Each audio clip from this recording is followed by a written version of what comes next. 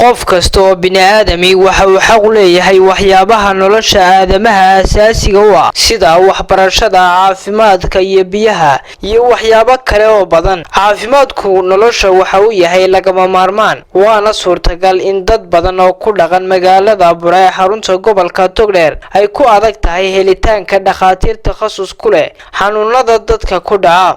Doctorka waanu tagay inamada ayaan ku soo horeeyay computerkii baa la saaray adeeg fiican ma runtii ka helay caafimaadka Ilaahay baa xaq rabbu ka yimaada caafimaadku laakiin in dad u jajaban shaqada iyo doctor aad iyo aad runtii u jajaban oo kula hadlayo oo waqti dheer ku haysanaya oo 5 daqiiqo ka intuu kaaga 5 daqiiqo waxba kugu filan qofka wareysi fiican iyo si fiican kula hadlaya oo lagaga turjumaya laakiin wali halku garan waayo oo baliigu celiya runtii intaasaan kala kulmay. haddaba howlwadeennada Siraaj Pharmacy ee magaalada Burco ee xarunta gobolka Togdheer ayaa keenay dhakhaatiir baahi weyn loo qabay oo dhanka caafimaadka isla markaana loo tagi jiray wadamo shisheeye halkaas oo dadka ay kaga bixi jirtay kharashaad fara badan. waxaan ku soo kordhinay deegaankan magaalada dhakhaatiir cusub dhakhtar ka yimid dalka Itoobiya oo kaliya ku takhasusay sidoo kale waxaan ku soo kordhinay dhakhtar dumarka oo ka yimid dalka Yemen dadkana waxaan dadka u qabanay adeegyo fiican oo waxyaabo qaarna bilaash aan wareegnay.